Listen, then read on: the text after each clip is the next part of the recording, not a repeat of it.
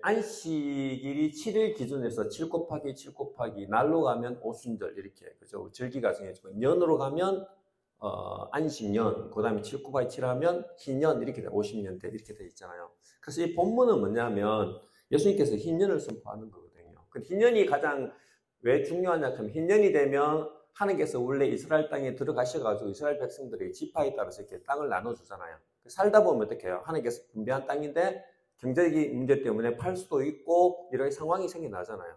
그리고 또 자기도 돈이 없으면 사람이 종으로 팔려가기도 하고. 근데 50년이 되면 하나님께서 어떻게 했어요? 원상태로 복귀시키죠.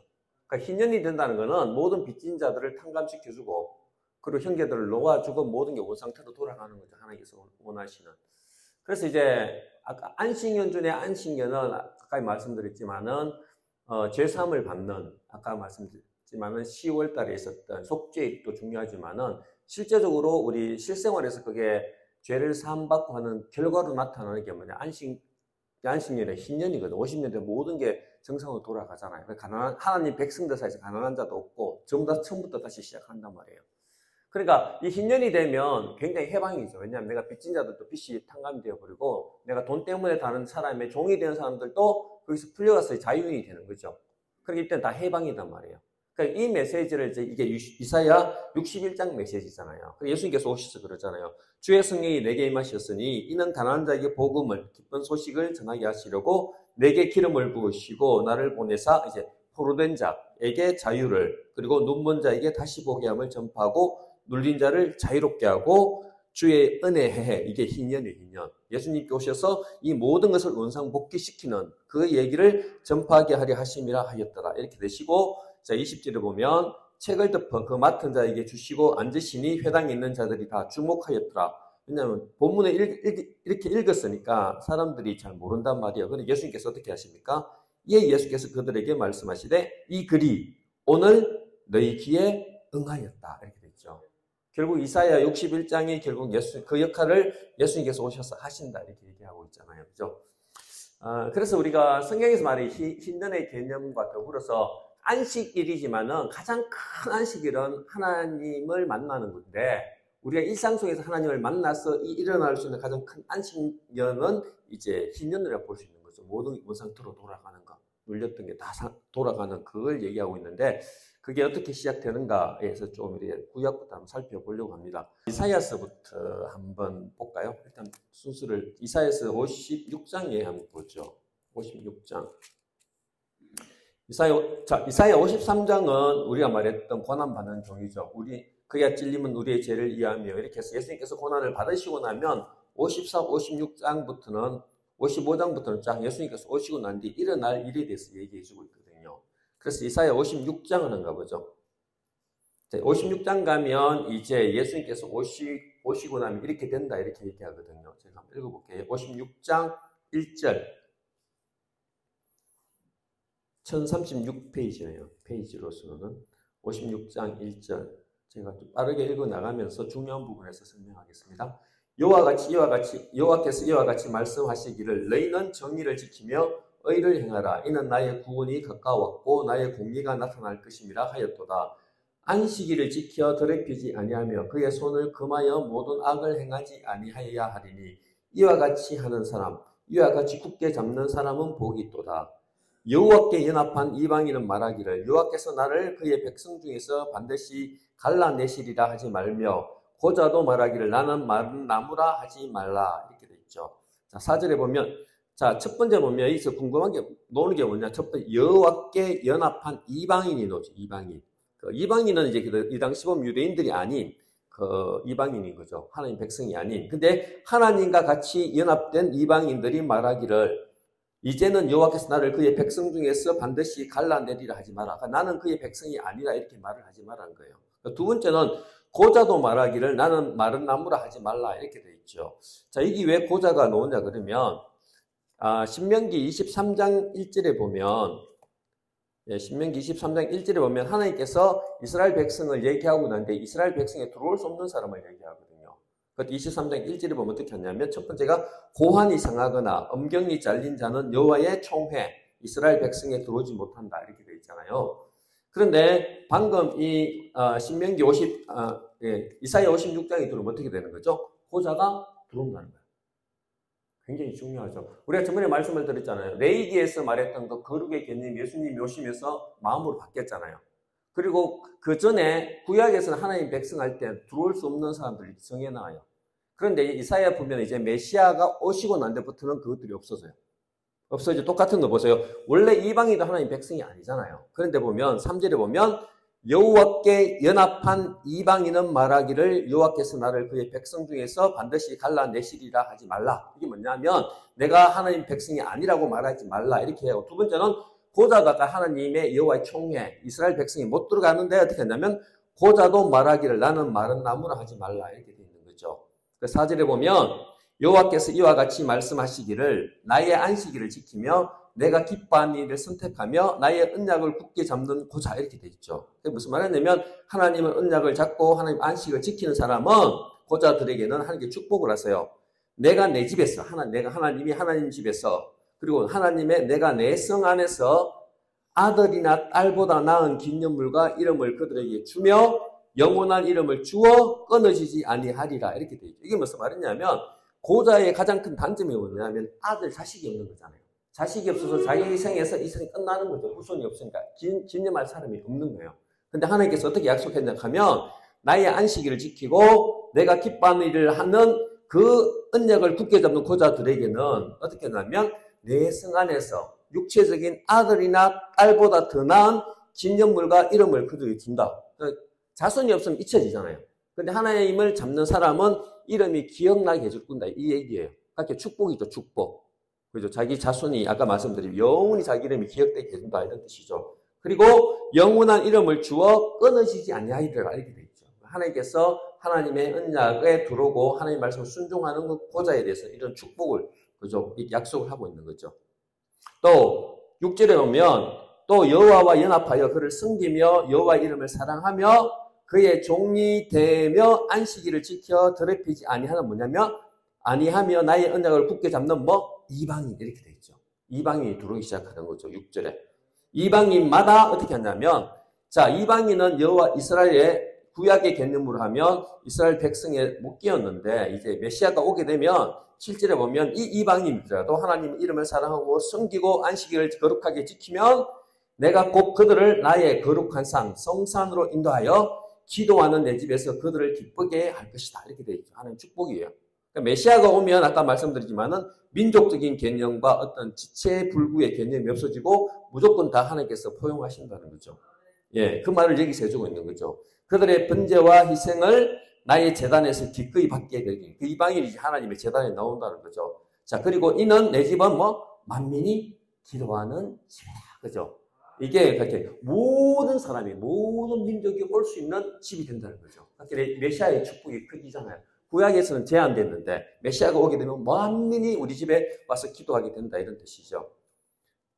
자, 그리고 일컬음이 될 것이라. 그리고 이스라엘에 쫓겨난 자들을 모으시는 주 여호와가 말하노니, 내가 이미 모은 백성 외에 또 모아 그에게 속하게 하리라. 여러 가지 백성들의 범위가 넓어진다는 거죠. 이게 요한복음 가면 예수님께서 말씀하시죠. 무리에 들지 않는 양을 더 모아야 하리라. 그러니까 메시아가 오게 되면 하나님의 백성의 개념이 넓어지고 하나님의 안식의 축복이 이 사람들을 가게 되고 이 사람들이 구체적으로 하나님 백성이 와서 예배 드리는 그 모습이죠. 그래서 여러분들이 구약을 읽을 때도 전번에 제가 그랬잖아요. 신약과 구약을 읽을 때 구약과 신약을 가르는 게 마음이라 그랬잖아요. 근데 구약을 읽을 때도 여러분들이 예수님이 오시는 메시아 부분하고 그 전을 비교해서 읽으셔야 돼요. 말씀드렸지만은 메시아가 올 때 이 축복은 아까 말했지만 앞에서 말했던 그 어떤 이스라엘이라는 그 축복 개념을 넘어서거든요. 그 앞에서는 구분하고 어떤 물리적으로 구분하고 육체적으로 구분하고 이런 식으로 실적으로 하는데 메시아가 오고부터는 방금처럼 그거로 구분이 안 돼요. 그러니까 이사야에서 보면 절름발이가 뛰고 이런 게 막 나오잖아요. 근데 이제 그 전에는 보면 절름발이 이런 게 굉장히 좀 이렇게 안 좋은 쪽으로 흠 있는 걸 안 좋은 쪽으로 하는데 메시아가 오게 되면 그렇게 안 되죠. 소경이 눈 뜨고 완전히 불구자들 회복되는 걸 그렇게 이미지를 통해서 오거든요. 그러니까 구약을 읽으실 때도 선지자에 와서 읽었을 때 앞에 비교를 하셔야 돼요.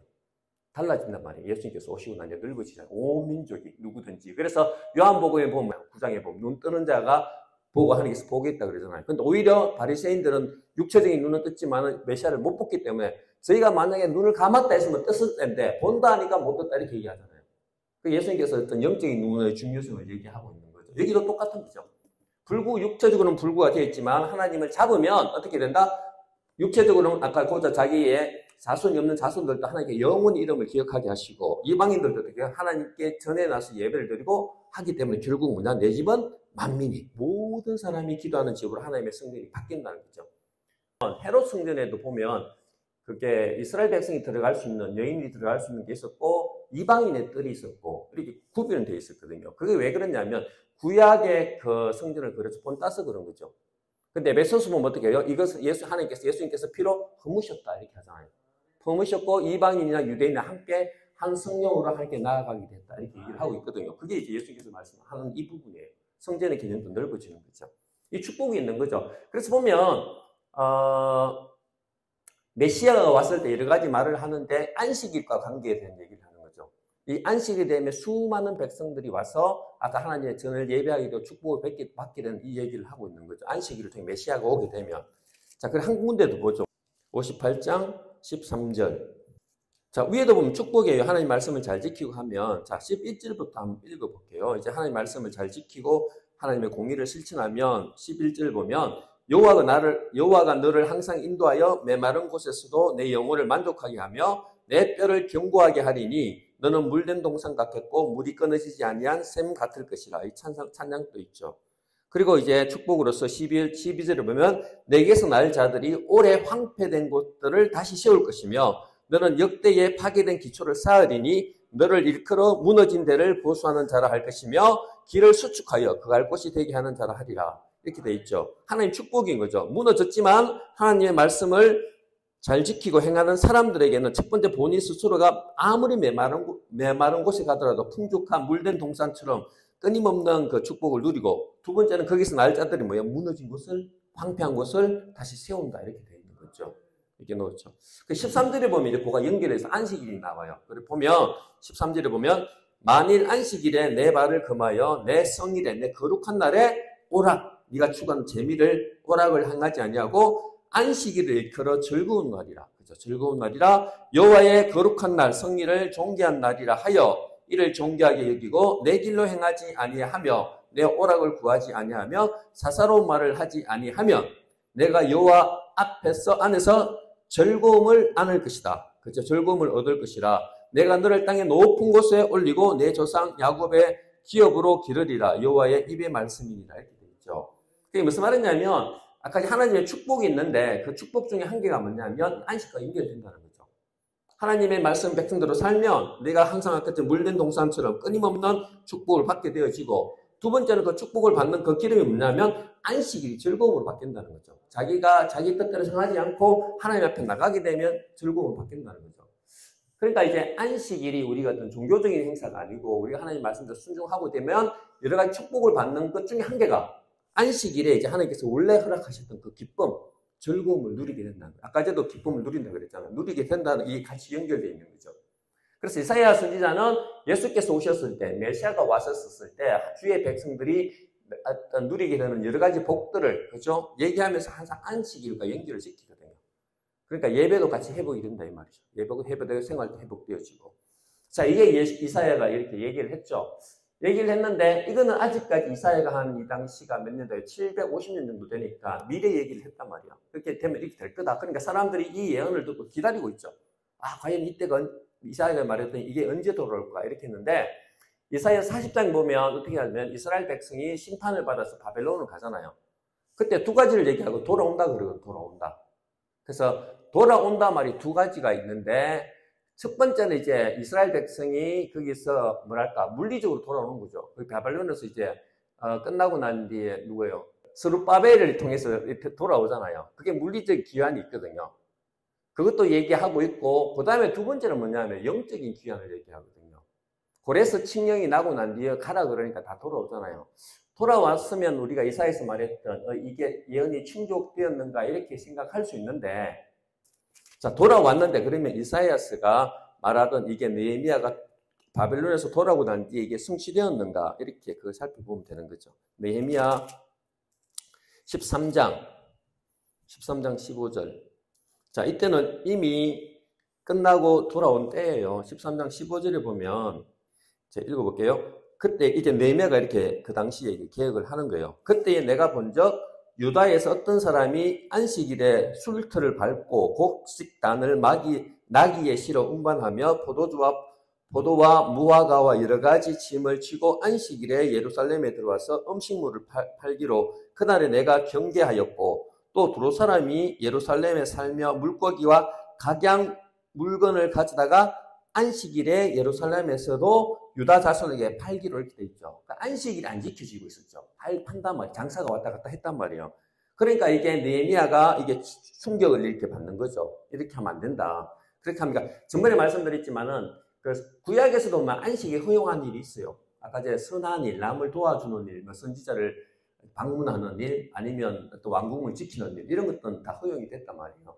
근데 지금 이제 안식일에 이렇게 하는 게 왜 안 동작하면 안식일이 영적인 상태를 나타내는 거거든요. 이랬다는 자체가 중요한 게 아니고 느헤미야가 보기에는 이 사람들의 영적 상태가 아직 하나님께 돌아오지 않고 장사하는데 먹고 사는데 정신이 팔려서 있다 이런 뜻이에요.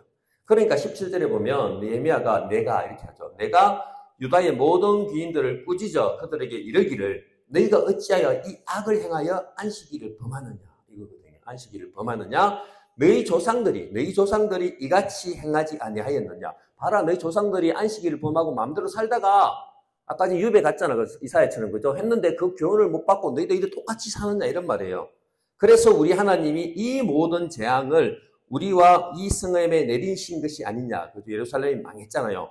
그럼에도 불구하고 너희가 안식일을 범하여 진노가 이스라엘에게 더욱 심하게 임하도록 하는도다 하고 19절에 보면 안식일 전 예루살렘 성문이 어두워 갈 때에 내가 성문을 닫고 안식일이 지나기 전에 열지 말라 하고 나를 따르는 종자 몇을 성문마다 세워 안식일에 아무 짐도 들어오지 못하게 하였으므로 장사꾼들과 각양 물건 파는 자들이 한두 번 예루살렘 성 밖에 잠으로 내가 그들에게 경계하여 이르기를, 그죠? 이런 사람들 있지. 오지 마라 캐고 눈치 보면서 하는 사람들.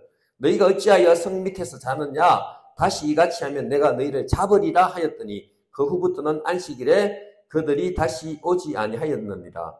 내가 또 레위 사람들에게 몸을 정결하게 하고 와서 성문을 지켜서 안식일을 거룩하게 하라 하였느니라. 내 하나님이여 나를 위하여 이 일도 기억하시옵고 주의 크신 은혜대로 나를 아끼옵소서. 이렇게 되어 있잖아요. 그게 무슨 말이냐면 이 사람들이 보세요. 포로에서 물리적으로 육체적으로 귀환을 했어요. 근데 이때 안식일에 행하는 모습을 보면 이사야 선지자가 말했던 그 안식의 모습이 아니잖아요. 자기가 했던 아까 그 이사야 선지자가 말한 안식일이라고 이스라엘이 망했던 그 당시의 모습. 예레미야의 17장에 이 모습이 그대로 나오거든요. 한번 볼까요? 예레미야 17장 한번 보세요. 예레미야 17장 보면 이스라엘의 영적 상태를 똑같이 얘기해주고 있거든요. 똑같은 얘기예요. 자, 예레미야 17장 19절. 자, 19절 제가 한번 읽어보겠습니다. 여호와께서 내게 예레미야에게 이같이 말씀하시되 너는 가서 유다 왕들이 출입하는 평면의 문과 예루살렘 모든 문에 서서 무리에게 이르기를 이 문으로 들어오는 유다 왕들과 유다 모든 백성과 예루살렘 모든 주민인 너희는 여호와의 말씀을 들을지어다.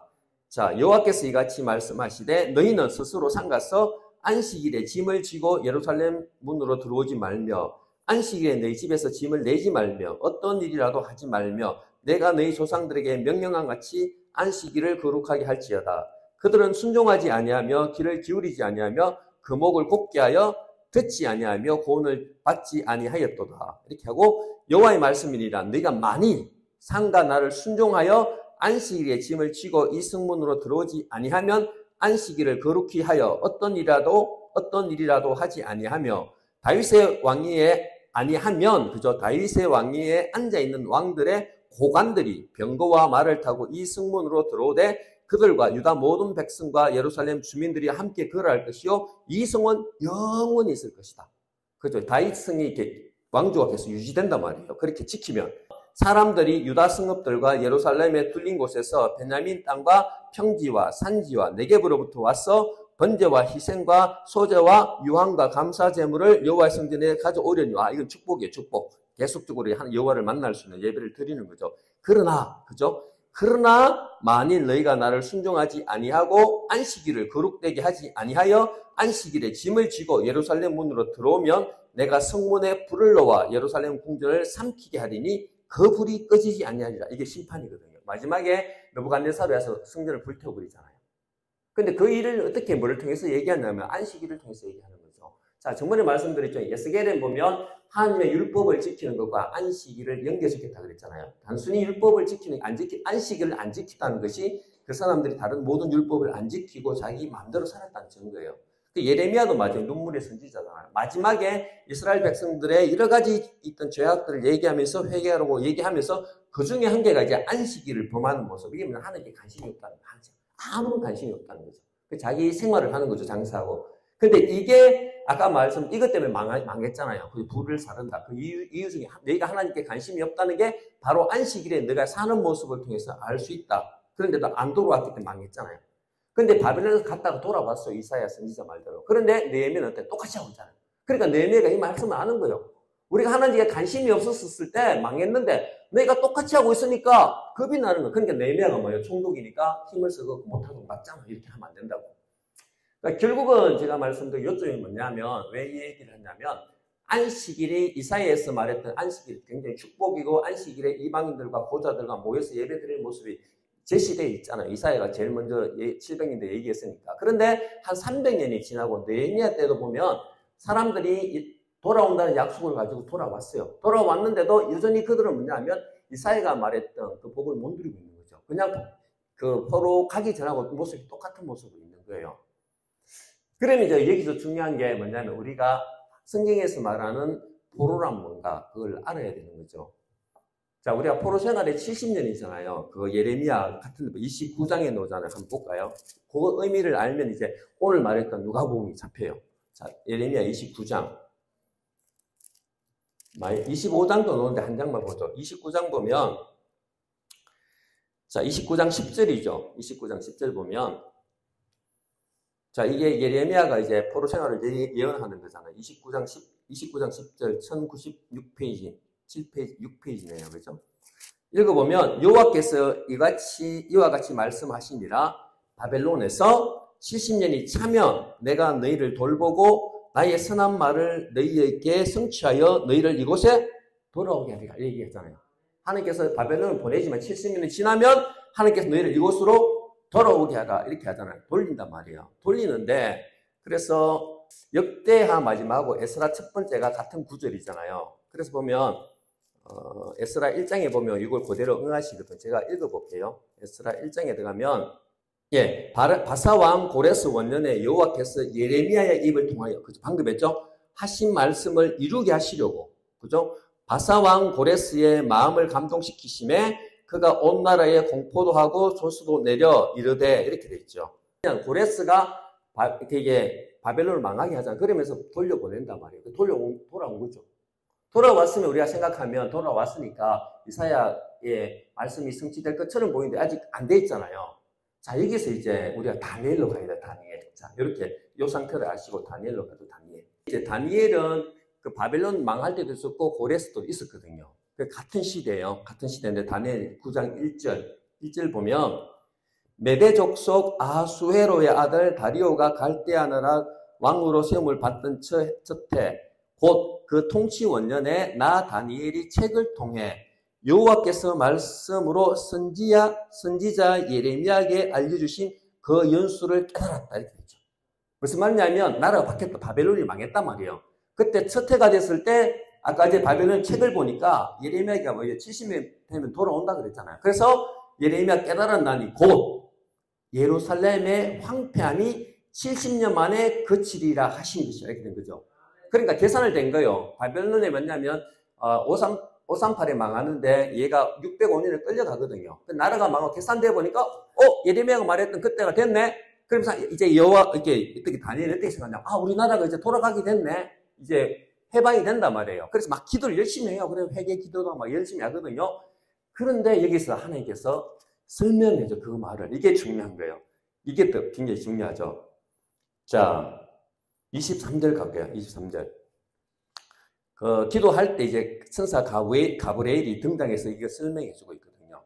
곧 내가 기도를 시작할 쯤에, 자, 가브리엘이 이렇게 얘기해요. 내가는 다니엘이 기도를 시작할 쯤에 명령이 내렸으므로 이제 내게 알리러 왔느니라. 너는 크게 은총을 입은 자라. 그런즉 너는 이 일을 생각하고 그 환상을 깨달으라. 이게 무슨 말이냐면 70년을 기억하고 막 기도를 한 거예요. 기도를 하니까 이제 하나의 가브리엘 천사가 와서 그 70년 의미를 가르쳐 주는 거예요. 가르쳐 주는데 여기서 중요한 거죠. 자, 여기 보면, 자, 이게 24장에 보면 24절이죠. 내 백성과, 이스라엘 백성과 내 거룩한 성을 위하여 이런 이래를 기한으로 정하였나니 허물이 그치며 죄가 끝나며 죄악이 용서되며 영원한 의가 드러나며 환상과 예언이 응하며 또 지극히 거룩한 이가 기름을 받으리라 이렇게 있거든요. 자, 그래서 25절부터 30절에는 그 이런 해가 뭔가를 설명해줘요. 근데 학자들마다 의견이 너무 분분해가지고 그거는 제가 뭐 중요한 그 포인트는 아니에요. 키포인트는 뭐냐면 24절이에요. 24절인데 뭐냐면 그 70년을 위해서 기도했잖아요. 하나님이 돌아가게 됐으니까 다니엘이 앞에서 자기 죄를 회복하는, 회개하는 거죠. 용서해달라고, 돌아가게 해달라고. 그런데 이제 천사가 나타나서 그걸 가르쳐주는, 어떻게 했냐면 이런 이래를 기한으로 정했다. 딱 얘기한 거죠. 그 70년의 의미를. 이래는 뭐냐? 70년인데 곱하기 7이에요.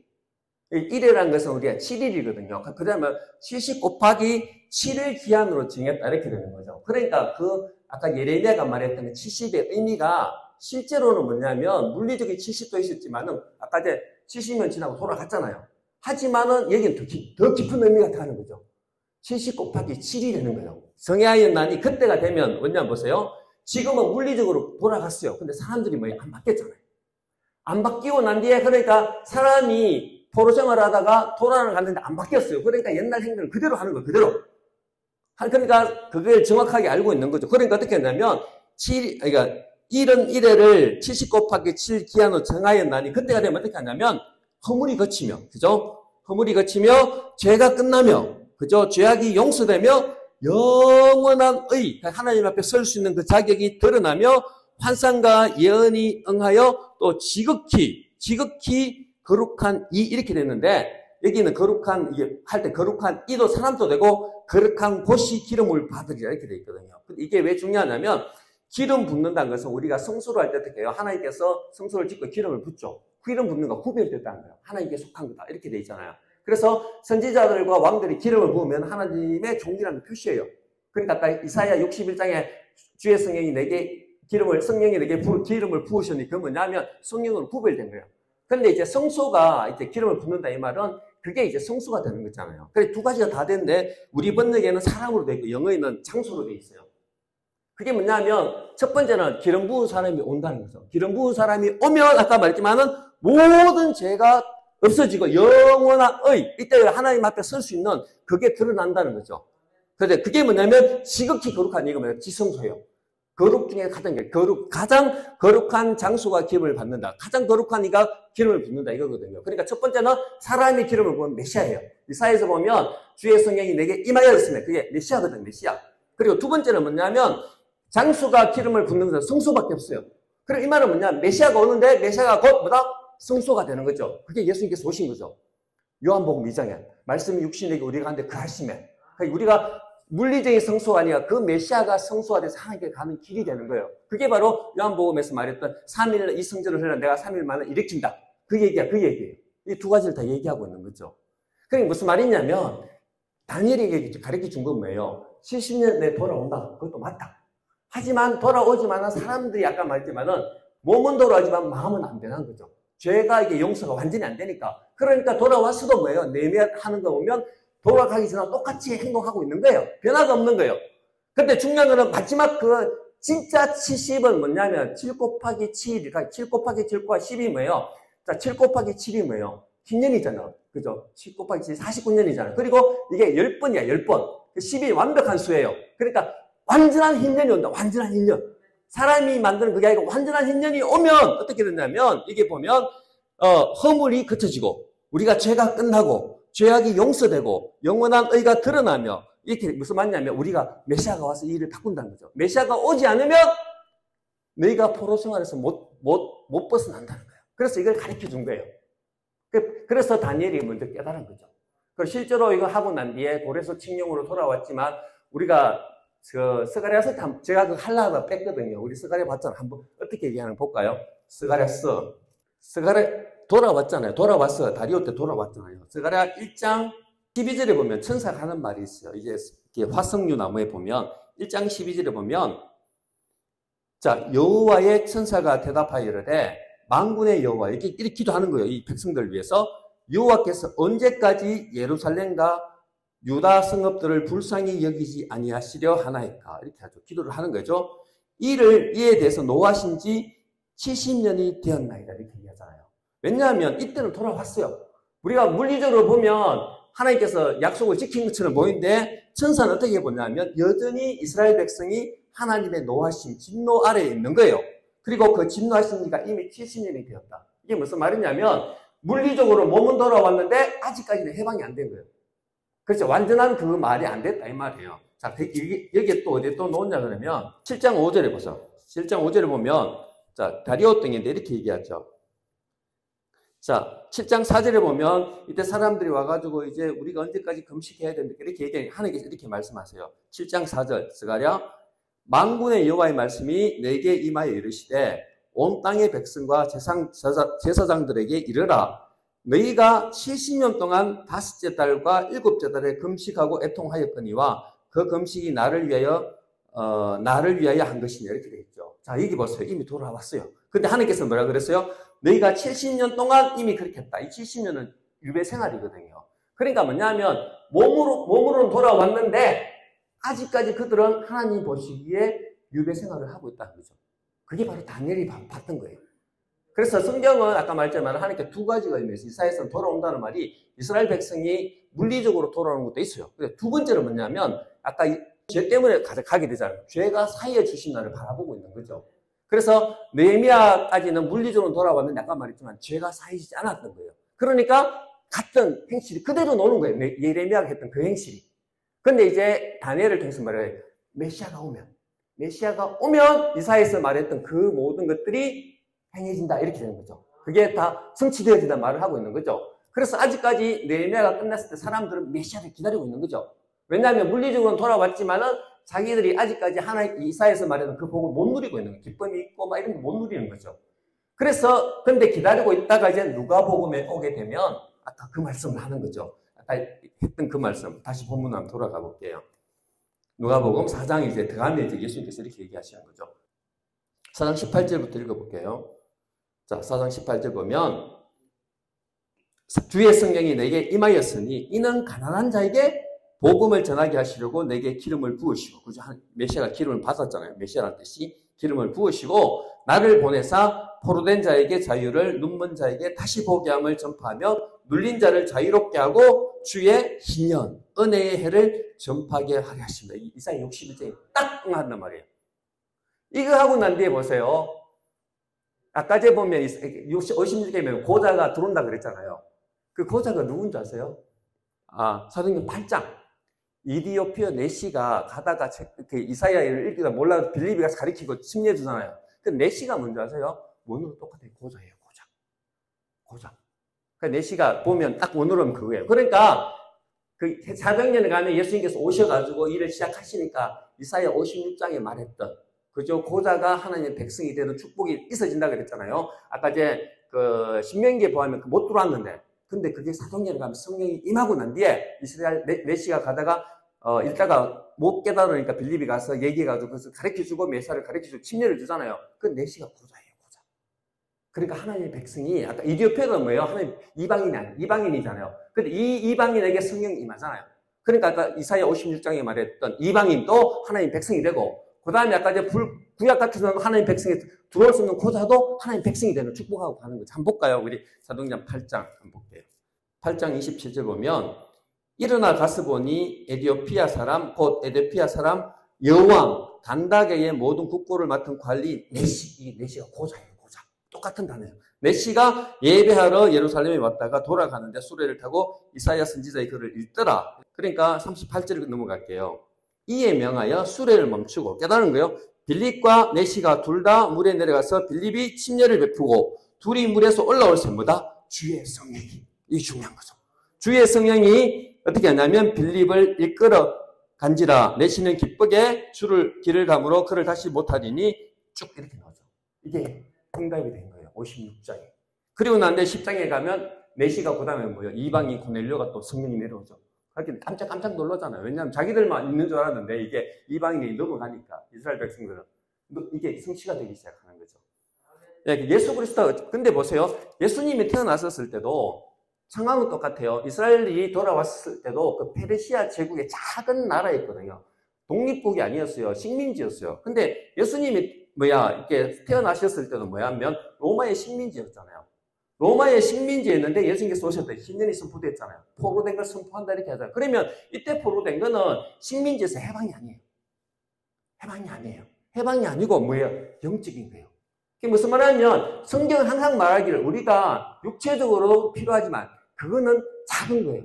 하지만 환경은 똑같은 거예요. 남의 밑에서 지배를 받고 있는데 예수님께서 오셔서 복음은 기쁜 소식이 들었을 때 뭐예요? 그게 해방을 선포하는 거죠. 그러니까 성경에서 말하는 진정한 안식과 희년은 뭐냐면 영적인 거예요. 영적인 거. 그러니까 우리가 물질적인 거에 대해서 성경은 그렇게 많이 무시는 안 해요. 물질도 중요한 거죠. 우리가 먹어야 살고 하나님께서 물질도 아름답게 창조하셨잖아요. 그런데 그것보다는 영적인 게 더 중요한 거예요. 물질적으로 우리가 잘 먹고 잘 살더라도 아까 말했지만 물질적으로 포로에서 돌아온다 하더라도 우리의 영적인 마음이 변하지 않냐면 아까 말씀드렸지만은 하나님 주시는 그 안식을 못 누린다는 거죠. 근데 물질적으로 아까 말 상황은 남의 그 식민지에 있다 하더라도 주의 영이 임하시고 예수 그리스도를 만나버리면 그곳이 뭐냐? 우리를 해방시키고 감옥에서 노게 하고 우리의 모든 걸 떠게 하는 그 신년이 선포된다는 거예요. 그래 중요한 건 뭐냐? 우리의 상황에 상관없이 그리스도를 만나라는 거죠. 그리스도를 만나면 그 순간 바로 신년이 선포된다는 거죠. 그러니까 그 속에서도 보세요. 사도 바울이 선도할 때 로마 제국에서 얼마나 박해를 많이 받아요. 그죠? 이상한 소리도 듣고. 하지만 복음이 있는 곳에는 아까 성령으로 가면 성령의 열매가 맺히면서 계속적으로 은혜에 복음이 들어가면 박해도 불구하고 믿는 거죠. 왜? 복음이 주는 그 자유함, 그 기쁨 이런 것들이 크니까 계속적으로 늘어나는 거예요. 그러니까 초기에 우리가 기독교가 국교화되기 전까지는요. 그 나라에서 로마가 뭘 막았냐 그러냐면 다 허용했는데 그 로마 황제를 대만 딴 주로 쓰는 거는 가다못해 차단을 했거든요. 종교도 마음대로 가져라. 근데 반란은 허용을 못했는데 우리는 기독교인들은 예수를 주라 하잖아요. 로마 황제라. 아니고 그러니까 그걸 오해한 거예요. 오해해가지고 사람들 고발하는 거예요. 쟤들은 로마 황제 외에도 주가 있다 하더라. 그러니까 얘들은 듣고 이제 거기 반란 때 잡혀가는 거죠. 그러다 보니 그때 다 순교까지 하는 거예요. 그런데 순교까지 하는데도 그냥 죽는 거야. 목숨값이 별로 이게 이게 목숨을 별로 대수롭게 생각 안 하는 거야. 그러니까 사람들이 놀라는 거예요. 사람들 다 자기 목숨을 위해서 살잖아요. 먹고 살기 위해서 사는데 기독교인들은 그냥 목숨을 그냥 이렇게 주거든요. 별거 아닌 것처럼. 그래서 충격을 받아요. 그게 기독교의 영향력이었어요. 기독교 역사 보면 기독교 교회가 가장 영향이 있을 때마다 순교에도 불구하고 살아가는 모습 보고 세상 사람들 놀라버린 거죠. 저 사람들을 우리가 어떻게 감당할 수 있느냐. 그렇게 간 거예요. 그게 왜 그러냐면 그리스도의 복음이 진짜로 오면 아까 세상에 어떤 것도 막지 못하는 힘이 우리 속에 있는 거예요. 기쁨으로 갈 수 있는 힘이. 그게 뭐냐면 여기서 말하는 물리적인 어떤 해방이 아니고 우리의 마음이 해방되어지고 그리스도를 만났을 때 주시는 하늘에서 주시는 영적인 해방이 일어나게 되면 달라지는 거예요. 그렇게 되었을 때 우리가 참다운 신년 말씀할 그걸 느끼는 거죠. 똑같은 상황이에요. 똑같은 상황. 예수님께서 오셔서 했을 때도 큰 제국의 밑에 있었고 이스라엘이 돌아왔을 때도 똑같은데 하지만 예수 그리스도를 만났을 때 사람들은 똑같은 상황이 다르게 살아가고 예수 그리스도를 만나지 않았을 때는 물리적으로는 편안하게 돌아왔지만 없는 거죠. 이게 똑같은 거죠. 우리도 맨 같아요. 우리가 어떤 하나님을 만나고 예수 그리스도를 만나야만이 아까 말했던 이 신년을 누리는 거죠. 육체적으로 좀 좋아지고 상황이 개선된다 해서 그 기쁨이 오래 가는 거 아니에요. 그건 안 좋더라도 예수 그리스도를 만나면 그 환경과 뛰어넘을 수 있는 그 기쁨이 온다는 거죠. 그게 바로 성경에서 말하는 자민년. 고린도서 1장에 가면 2장 16절 2장 16절이죠. 사도 바울이 이렇게 얘기하고 있죠. 2장 16절 이 요약이에요. 그러므로 전번에 그죠? 먹고 마시는 거 구약의 음식규례와 절기나 초하루나 안식일을 이유로 누구든지 너희를 비판하지 못하게 하라. 이것들은 장래일의 그림자. 자, 뭐냐면 당차 나타날 일의 그림자라는 건 뭐예요? 어떤 사람이 있어야 그림자가 생기잖아요. 그것도 한데 그거는 그림자처럼 실제로 뭔가가 있었는데 그림자였으나 이때 몸은 아니고 실체예요. 실체. 그 그림자를 만드는 실체는 그리스도의 것이다. 이렇게 되죠. 그게 무슨 말이냐면 구약에 말했던 초하루, 기쁨, 즐거움, 절기 이런 것도 있었지만 그거는 실체이신 예수 그리스도 안에 다 포함되어 있는 거죠. 근데 예수 그리스도는 그 실체, 그 기쁨을 주고 안식을 주는 그 실체이신 하나님이 오신 게 예수님이에요. 그러니까 예수님을 만나면 뭐예요? 그 구약에서 말했던 모든 게 현실로 내게 되는 거죠. 그러니까 구약에서는 어렴풋했단 말이에요. 근데 예수님께서 오셨단 말이에요. 그리고 실제를 만나버린 거죠. 그러니까 아까 말씀드렸지만은 누가복음에서 말했던 그 신년을 누리게 되는 거죠. 예수 그리스도를 만났는데 그게 없다? 그러면 안 만난 거예요. 예수님께서 그러잖아요. 수고하고 무거운 짐지자들아 내게로 내가 너희를 쉬게 하리라. 안식이거든요. 그 안식에는 뭐예요? 기쁨과 즐거움과 다 포함되어 있는 거죠. 예수 그리스도가 실제 하나님을 주시는 그 실체가 오셨기 때문에 그리스도를 만나면 가장 큰 안식, 기년, 모든 것에서 해방되는, 그러니까 그리스도에게 매이게 되면 모든 것에서 자유로워지는 거죠. 예, 그런 축복이 바로 흰년이거든요. 그게 뭐라 성경에서 말하는 축복이에요. 눈물자가 눈을 뜨게 되고, 이 감옥이 뭐예요? 물리적인 감옥이 아니죠. 마음의 감옥, 자기 생각의 감옥. 이럴 때 우리를 응부르는 거기서 다 벗어나게 되는 거죠. 자유함이 생겨나는 거죠. 그게 예수를 만났어요. 예수가 바로 내가 구약에서만 진정한 하나님 나라를 회복을 말하는 신년이다, 이 메시지인 거죠. 그래서 실체는 예수 그리스도다. 그 실체가 이미 우리 속에 와 있다는 거죠. 그러니까 우리는 구약의 성도보다 더 좋은 거예요. 그러니까 중요한 건 뭐냐? 더 좋은 거예요. 우리가 알고 누려야 되는 거죠. 누리고 그리스도가 주신 약속을 붙잡고 기도하고 살다 보면 하나님께 축복을 주는 거죠. 그래서 우리 모두가 예수님께서 허락하신 예수님께서 이 신년의 모습, 그죠? 우리의 어떤 마음을 누르고 있고, 우리를 어둡게 하고, 우리를 어떤 눈물게 하는 이 모든 것들이 그리스도 안에서 해결되어지고, 기뻐지고, 회복되어지고, 하나님께서 원래 만드셨던 에덴의 모습으로 살아가는 것, 그게 바로 예수님께서 우리에게 허락하신 바로 신년인 거죠. 그걸 우리가 같이 누렸으면 좋겠습니다.